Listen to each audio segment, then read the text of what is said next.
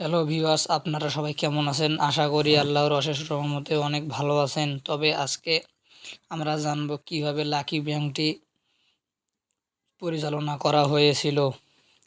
Bank সমিতি চিনেন না এমন লোক বাংলাদেশে খুঁজে পাওয়া খুবই কঠিন। আজকে আমরা জানব তবে কিভাবে লাকি ব্যাংকটি চালু করা হয়েছিল।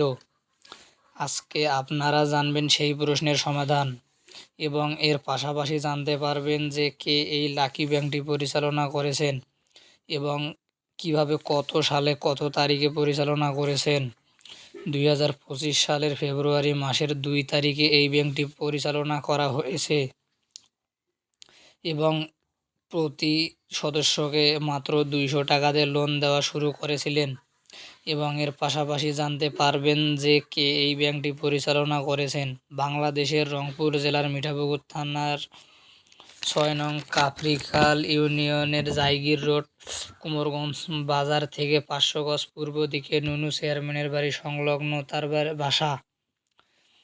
তার নাম ছিল মোহাম্মদ লাইমন হাসান, বয়স মাত্র 18। তখন তিনি ছিলেন কুমারগঞ্জ রহমানিয়া দাখিল মাদ্রাসার ছাত্র। এখন হয়তো আপনারা ভাবছেন যে এত কম বয়সে কিভাবে একটি ব্যাংকের মালিক হলেন।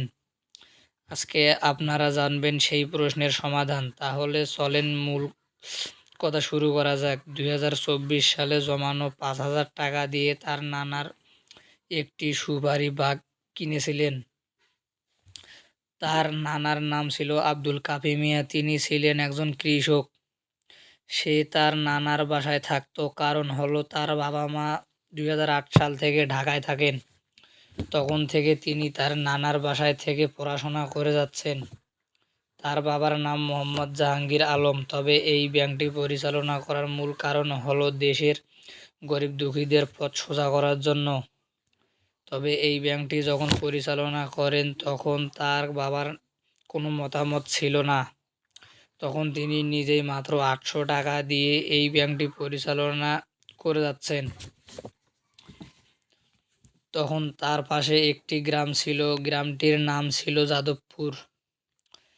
আর সেই যাদবপুর গ্রামে তিনি 200 টাকা করে 4 জনকে 800 টাকা লোন দিয়েছিলেন। তখন সেই ব্যাংকের নাম দেন লাকি ব্যাংক। তার কারণ হলো তার মায়ের নাম ছিল মিস লাকি বেগম। কারণ তার মাকে তিনি জীবনের চেয়ে অনেক বেশি ভালোবাসেন। তখন থেকে পরিচালনা করা হলো লাকি ব্যাংক এবং এতে করে তার মায়েরও কোনো এই প্রতিষ্ঠানটিতে কোনো মতামত ছিল না। তারপরেও তিনি জোর করে এই প্রতিষ্ঠানটি চালু করার উদ্যোগ নিয়েছিলেন। তবে তার মাঝে তার বাবা মা তাকে অনেক বাধা দিয়েছিলেন, কিন্তু তিনি সে কথা বেশি গুরুত্ব দেননি। কারণ তিনি মনে করতেন দেশের সব লোকদের কাছে তার ভালোবাসা দিয়ে পৃথিবীতে থাকার চেষ্টা করে যাচ্ছেন এবং এর পাশাপাশি দেশের জনগণের ভবিষ্যতের কথা ভেবে একইভাবে উদ্যোগটি নিয়েছিলেন। এখন হয়তো আপনারা ভাবছেন যে এত কম টাকা দিয়ে কিভাবে আমরা চলতে পারবো এবং কিভাবে আমাদের ভবিষ্যৎই বা হবে, কেনই বা এত কম টাকা আমাদের দিচ্ছে। এর কারণ হলো প্রত্যেক সদস্যকে যদি 200 টাকা করে দেয়া হয় তবে অনেক টাকার প্রয়োজন হয়। ধরা যাক একটা গ্রামে মোট 100টি বাড়ি রয়েছে। যদি প্রত্যেক বাড়িতে 200 টাকা করে দেওয়া হয় তবে ওই গ্রামে 20,000 টাকার প্রয়োজন হয়ে থাকে। তবে এত কম বয়সে যে এতগুলো টাকা সদস্যকে দেওয়া হচ্ছে সেটা অনেক ভাবনার বিষয়। কারণ তিনি এত কম বয়সে একটি ব্যাংক অ্যাকাউন্ট পরিচালনা করেছেন। এক কথায় এত কম বয়সে তো মানুষের সঙ্গে কথা বলার কোনো ক্ষমতা থাকে না।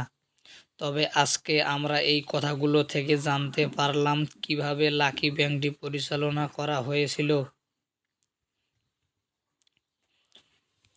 এর মধ্যে দ্বিতীয় কারণ হলো এবং যখন টাকার একটি কথা, সেটা হলো যে সব ব্যাংকে তো লোন দিলে অনেক টাকা লাভ খেয়ে থাকে, কিন্তু এই ব্যাংকে কোনো প্রকার লাভ নেওয়া হয় না। এখন হয়তো আপনারা ভাবছেন কেন এই ব্যাংকে লাভ নিচ্ছে না। এর কারণ হলো যখন কোনো সদস্য কিস্তি দেয় তখন ওই টাকাটা আবার অন্য একজনকে লোন দেওয়া হয়। এভাবেই ব্যাংকটি সার্ভিস দিয়ে যাচ্ছে, তবে এইভাবে ব্যাংকটি আরও অনেক উপরে যাবে বলে আশা করা যায়। এখন হয়তো আপনারা ভাবছেন তার নিজের বাড়ি কোথায়। তার নিজস্ব বাড়ি হলো কুমারগঞ্জ বাজার থেকে ৩০০ গজ ৩ কিলোমিটার উত্তর দিকে মিয়ারহাট নামের একটি বাজার রয়েছে। সেই বাজারের পূর্ব দিকে কুতুবপুর নামের একটি গ্রামে।